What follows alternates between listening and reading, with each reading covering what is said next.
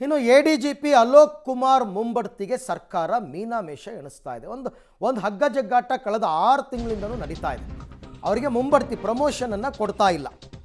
DG ಆಗಿ ಮುಂಬಡ್ತಿ ನೀಡೋದಕ್ಕೆ ಸರ್ಕಾರ ಮೀನಾಮೇಷ ಎಣಿಸ್ತಾ ಇದೆ. ಸೊ ಯಾವಾಗ ಮುಂಬಡ್ತಿಯನ್ನು ತಡೆದ್ರು ಸಿಡಿದೆದ್ದಿದ್ದಾರೆ ಅಲೋಕ್ ಕುಮಾರ್. 2024ರಲ್ಲೇ ಪ್ರಕರಣ ಮುಕ್ತಾಯಗೊಳಿಸಿದ್ರು. ಅಂದರೆ ಅವ್ರ ಮೇಲೊಂದು ಆರೋಪ ಇತ್ತಲ್ಲ, ಅಲಿಗೇಷನ್ಸ್ ಇತ್ತಲ್ಲ, ಅದು ಮುಂಬಡ್ತಿಗೆ ತಡೆ ಹಿಡಿದಿದ್ದಾರೆ ಅಂತ. ಇಲಾಖಾ ತನಿಖೆ ಪೂರ್ಣಗೊಂಡು ಸಿಎಂ ಕಚೇರಿ ತಲುಪಿದೆ ಫೈಲು. ಪ್ರಕರಣ ಮುಕ್ತಾಯಗೊಂಡ್ರು ಮುಂಬಡ್ತಿಗೆ ಯಾಕೆ ತಡೆ ಅಂದೇನು ತಪ್ಪಿಲ್ಲ ಅಂದರು.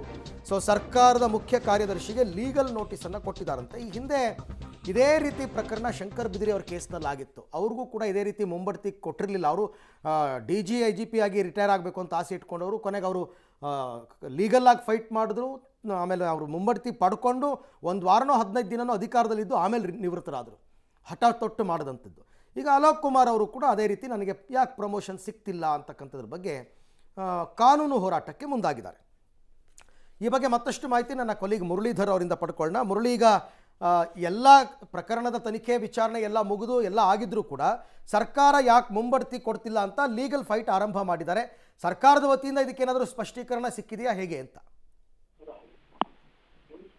ಅರವಿಂದ್, ಪ್ರಮುಖವಾಗಿ ಈ ಪ್ರಕರಣಕ್ಕೆ ಸಂಬಂಧಪಟ್ಟಂತೆ ಈಗಾಗಲೇ ಅಲೋಕ್ ಕುಮಾರ್ ಅವರು ಲೀಗಲ್ ಆಗಿ CIT ಮೂಲಕ ಹೋರಾಟವನ್ನ ಮುಂದುವರಿಸಿರುವಂತದ್ದು. ಅದರಲ್ಲಿ ಪ್ರಮುಖವಾಗಿ ಇರುವಂತ ವಿಚಾರ ಏನಂದ್ರೆ, ಅಲೋಕ್ ಕುಮಾರ್ ಅವರ ರ್ಯಾಂಕಿಂಗ್ ಲಿಸ್ಟ್ ಅಂದ್ರೆ UPSC ರ್ಯಾಂಕಿಂಗ್ ಲಿಸ್ಟ್ ಇರ್ಬೋದು, ಅದಾದ ನಂತರ ಇರುವಂತಹ ವಿಚಾರಗಳೇನಿದೆ ಆ ವಿಚಾರಗಳಲ್ಲಿ ನಾನು ಮುಂಬಡ್ತಿಯನ್ನ ಹೊಂದಬೇಕಾಗಿರುವಂತದ್ದು. ಆ ವಿಚಾರನ ಸರ್ಕಾರ ಗಮನಕ್ಕೆ ತೆಗೆದುಕೊಳ್ತಾ ಇಲ್ಲ. ಜೊತೆಗೆ ನನ್ನ ವಿರುದ್ಧ ಇರುವಂತಹ ಫೋನ್ ಟ್ಯಾಪಿಂಗ್ ಪ್ರಕರಣ ಏನಿತ್ತು, ಫೋನ್ ಟ್ಯಾಪಿಂಗ್ ಪ್ರಕರಣವನ್ನ 2024ರಲ್ಲಿ CBI ಅಧಿಕಾರಿಗಳು ಏನು ಬಿ ರಿಪೋರ್ಟ್ ಅನ್ನ ಸಲ್ಲಿಕೆ ಮಾಡ್ತಾರೆ. ಬಿ ರಿಪೋರ್ಟ್ ಅನ್ನ ಸಲ್ಲಿಕೆ ಮಾಡಿ ಅದನ್ನ ಮುಕ್ತಾಯಗೊಳಿಸ್ತಾರೆ. ಕೋರ್ಟ್ ಕೂಡ ಬಿ ರಿಪೋರ್ಟ್ ಅನ್ನ ಅಕ್ಸೆಪ್ಟ್ ಅನ್ನ ಮಾಡಿದೆ. ಅಕ್ಸೆಪ್ಟ್ ಅನ್ನ ಮಾಡಿದ ಬಳಿಕ DE ಅಂದ್ರೆ ಇಲಾಖಾ ತನಿಖೆ ಏನಿತ್ತು, ಇಲಾಖಾ ತನಿಖೆಯನ್ನು ಕೂಡ ಸಂಪೂರ್ಣವಾಗಿ ಮುಕ್ತಾಯ ಆಗಿರುವಂತದ್ದು.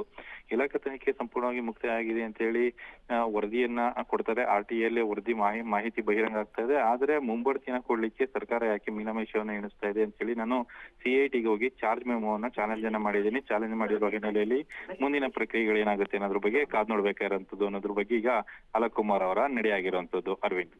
Right Murali, thank you. ತಮ್ಮೆಲ್ಲ ಮಾಹಿತಿಗೆ ಧನ್ಯವಾದ.